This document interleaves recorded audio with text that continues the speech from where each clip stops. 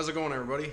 Today we are going to be tuning the CRX a little bit using Crome tuning.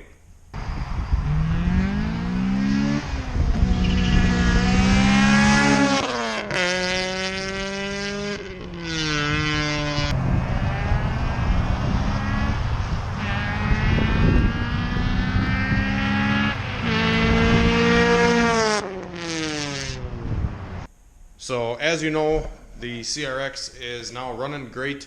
We got all the issues sorted out. There's no check engine lights on or anything like that, so this thing is pretty much ready to tune. First thing you're going to need before you do any tuning on your Honda, a lot of the times you can tune the OBD0 computers. It's just very outdated, and you can't really get a lot of the software and stuff like that anymore. So it's a lot easier to just convert to OBD1 and use like a chipped P28 ECU, which I already have. Got the jumper harness converting OBD0 to OBD1, and then you're also going to need a ribbon cable and all that stuff, which I always use when I tune cars. This is the Ostrich 2.0 that just plugs right into the chip slot on the P28.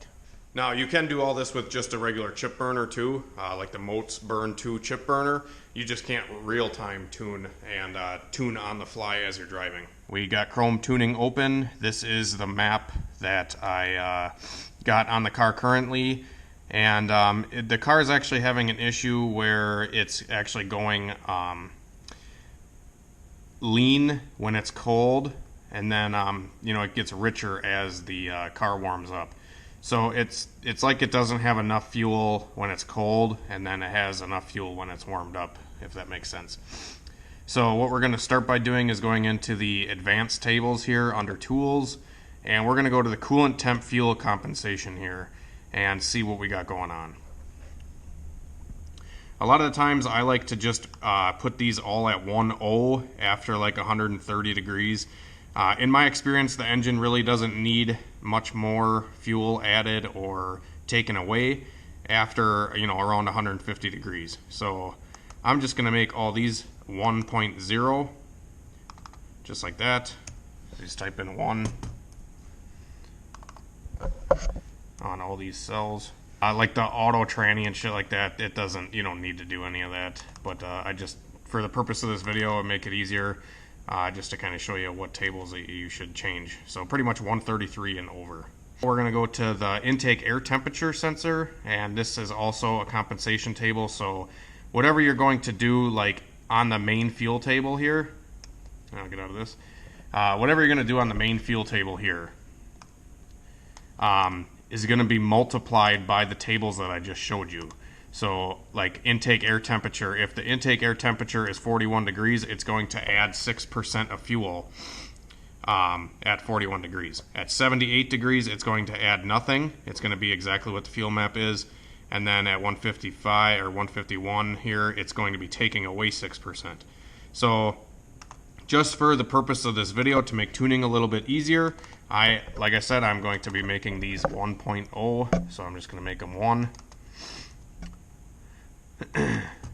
You obviously want to keep these tables the way they are a lot of the times because they're there for a reason and they're there for safety. So if the car does go into like a super catastrophic intake air temperature, normally on like a turbo car you would have to worry about this, but an all motor car it's not that big of a deal. But yeah, if the intake air temperature gets like above 150 degrees or 284, whatever, it's going to start pulling away fuel, because usually the mixture is going to be a little bit richer because the air density is not as, there's not enough air because the air is hotter.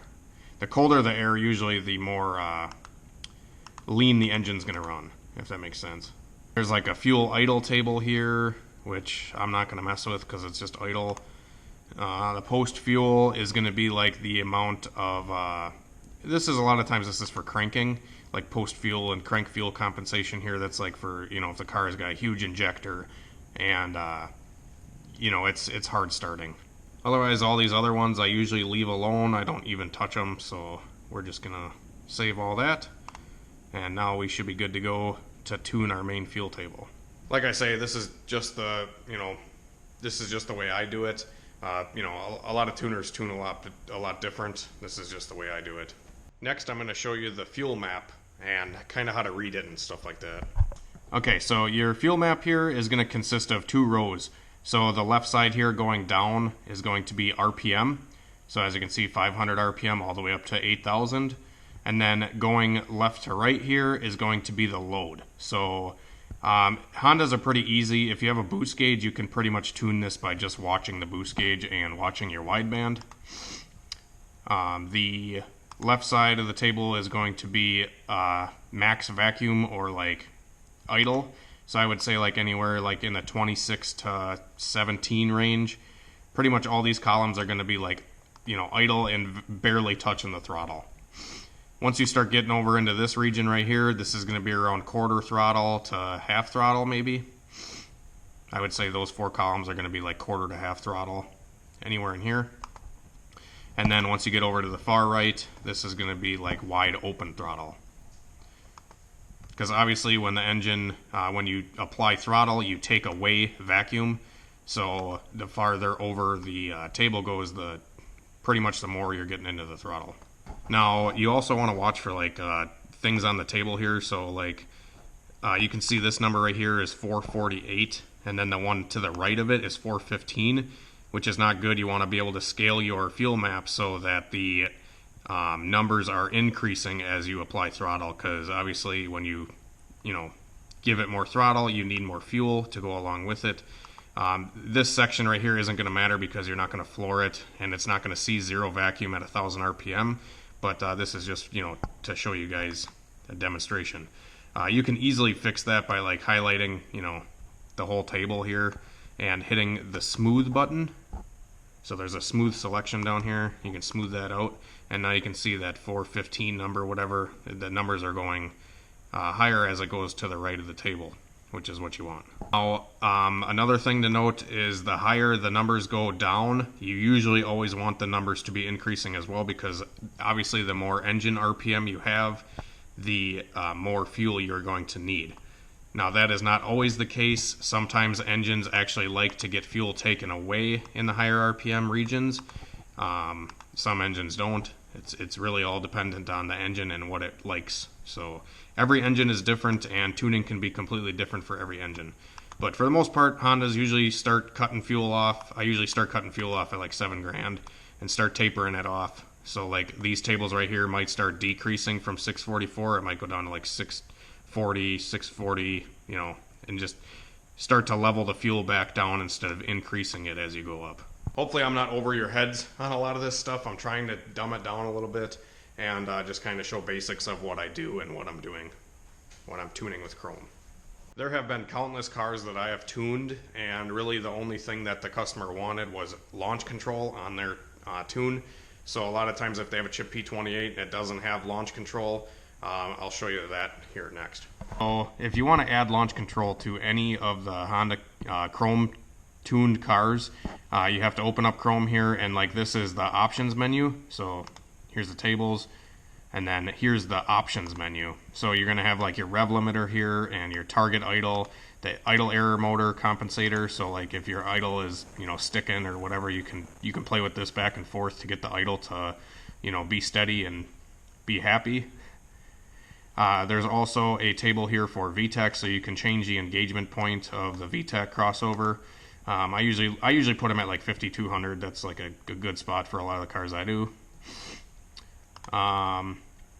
Now, if you want to add launch control, you're going to need to go to plugins and then enhancements, and go to add extra features. And then once you click it, it's going to give you this option here. You just hit next, and boom, you have a launch control section of the options menu now.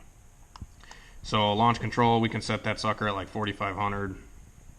Full throttle shift really doesn't work on Hondas, so I usually just max this thing out like 12,000 RPM. The shift light does work, so if you want to have your check engine light be a shift light, this is an option that you can have on Crome Tuning as well. So you can set this at, say 7,500 or so if you want to have it come on a little bit before you shift, or 7,800 right before the rev limiter. I personally don't like shift lights, so I'm going to set that sucker at 9,000 so I never see it. Now that we made all those changes to the map, I'm going to upload it into the car, and we'll start driving around and see how it is. Alright, so when you plug into the computer here, you're going to get a drop-down box that says read, write, verify, and real-time update. I usually just hit the right button, and then all the changes that we just made will be written to the ECU. Real-time update, you can have that highlighted or not highlighted. The real-time update, when it's clicked, if you make a change, it happens instantaneously. If you have this unclicked, it's not going to change. If you change it, you're going to have to hit the right button for it to actually make a difference. Now, another thing here, when you just put a new chip in or a new computer or anything like that, it's always a good idea to turn the key forward to the on position, wait for the engine light to come on, and then the engine light should flash off. If the engine light does not flash off, it either indicates that you have a check engine light for, a code of some sort, or that the ECU or tune you loaded is corrupted or bad, or you have a bad chip or a bad computer. So that's always a big habit of mine, is I always turn the key forward, and the check engine light's on, and then it flashes off like that. So that's always a good indication that your tune got uploaded to the computer and everything is working properly. I'll fire this thing up and see how it runs.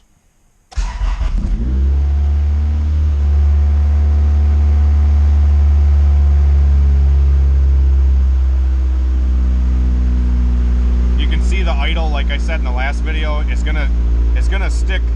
This has a fast idle valve, so when you first fire it up in the morning, it's going to idle a little higher, and then as the engine warms up, it's going to taper right back down. So we'll get this thing fully warmed up before we make any adjustments, and then once it's warmed up, we'll make some adjustments. All right, so we're out driving this thing now, and there's a couple lean spots cruising around.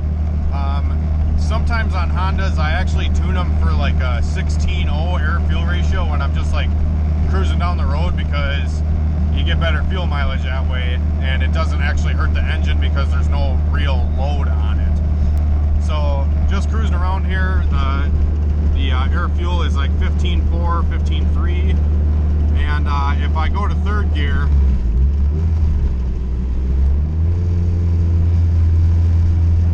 it's like a 17.0, so a little bit higher than 2 grand. So like if I shift to fourth, the RPMs drop to like 2 grand, and the air fuel comes back to like 15.5. Now if the RPM is higher, say like 2,500, it's lean. So that indicates that something on the table is wrong. So I'm gonna look at the table now and see if we can fix that. Okay, so on our fuel map here, we're on the low cam side, and we noticed that it was getting leaner after like 2,500. So you can see these numbers in here. This was at light throttle too, so like barely touching the throttle at all. So we're really going to be focusing on these 3 columns here. I usually highlight in chunks and make adjustments in chunks like this rather than doing individual cells, because it's just super time consuming, and you're never going to get it exactly the air fuel pinpoint you want. No matter what you do, you'll drive yourself nuts trying to do that. So yeah, let's see what we got going on here. We got a 189 number here, a 190, and then a 189, and a 203, and a 203, and a 197. This is kind of all over the place.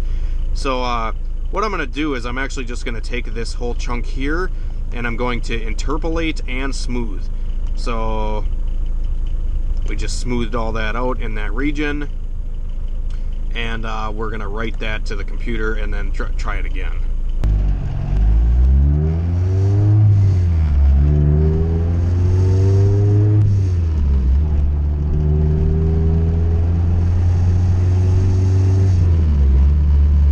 Fourth gear seems to be about the same. Maybe it's a little bit leaner, so it's like a 16.0 now in fourth at 2 grand. We'll drop it down into third and try the test again. 2,500. Look at that, it's almost identical to what it was in fourth. Yeah, so the smoothing and interpolating really does help. I'm probably going to leave this where it's at cruising. Like I said, I tune cars for, like a 16.0 air fuel ratio cruising around.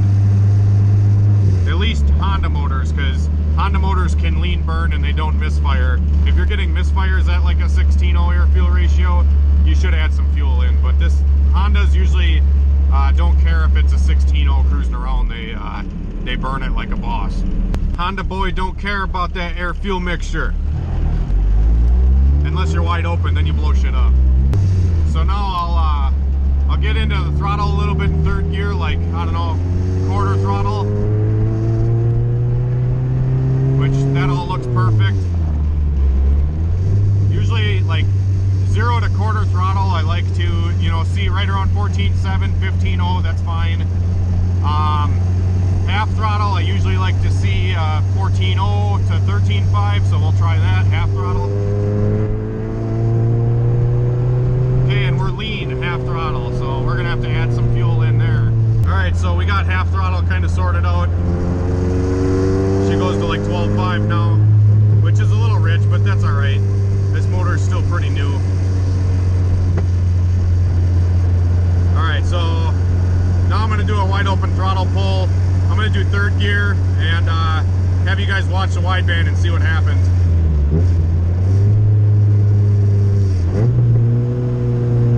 We'll start at like 3 grand and then just smash it to the floor.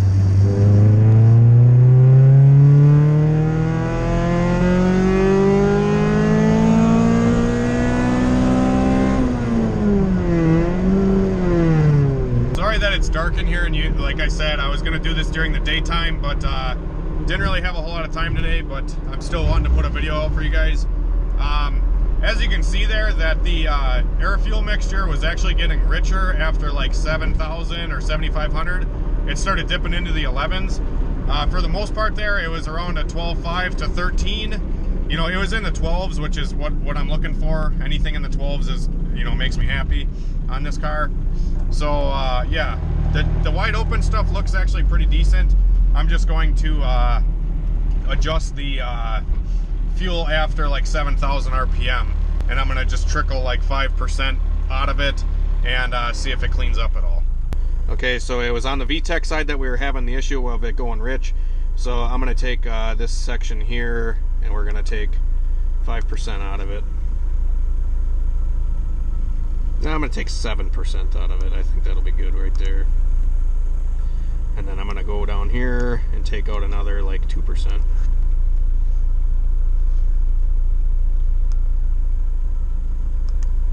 Alright, we'll write that to the computer and we'll go make another pull.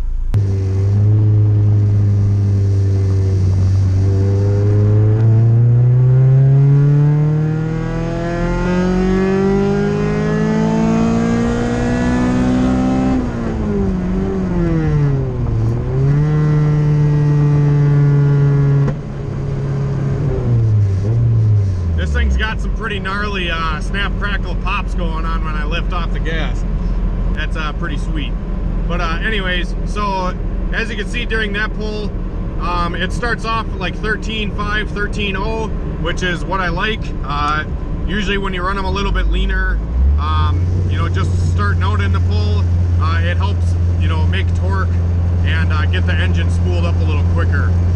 So yeah, but as you've seen, as the RPM increased, it stayed in the 12s pretty much the whole time there and did not dip into the 11s like it did the previous time. Once again, guys, I'm sorry about the shitty lighting, but this is all I got to work with right now. Hopefully you guys can see a little bit better angle. I'm trying out the suction cup on my window here. I still gotta shift this thing like a grandma because the trans completely sucks.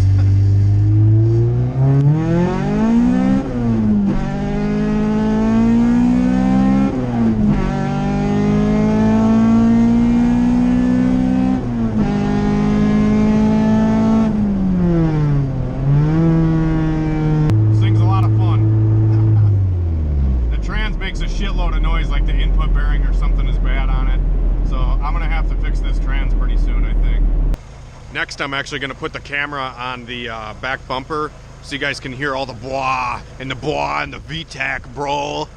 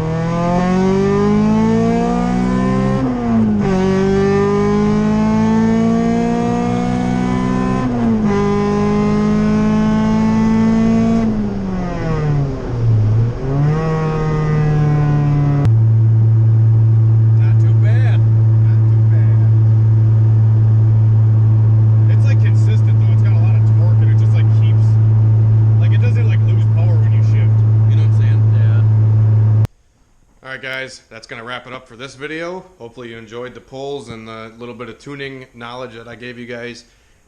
Sorry if I bored you to death. Hopefully the pulls and the horsepower and whatnot made up for it. But yeah, we will see you tomorrow, hopefully, with another video with the new project we got going on here at HunterTuned. So yeah, let me know how many of you guys actually watch the videos all the way till the end. I would really like to know whether I bore half of you to death the first 5 seconds, or if you actually make it till the end and you enjoy the whole video. If you don't enjoy the whole video, please tell me why. I would really like to know so I can try to improve. I could try to be funnier or whatever the fuck. I don't know. So yeah, let me know what you guys think, and we'll see you next time.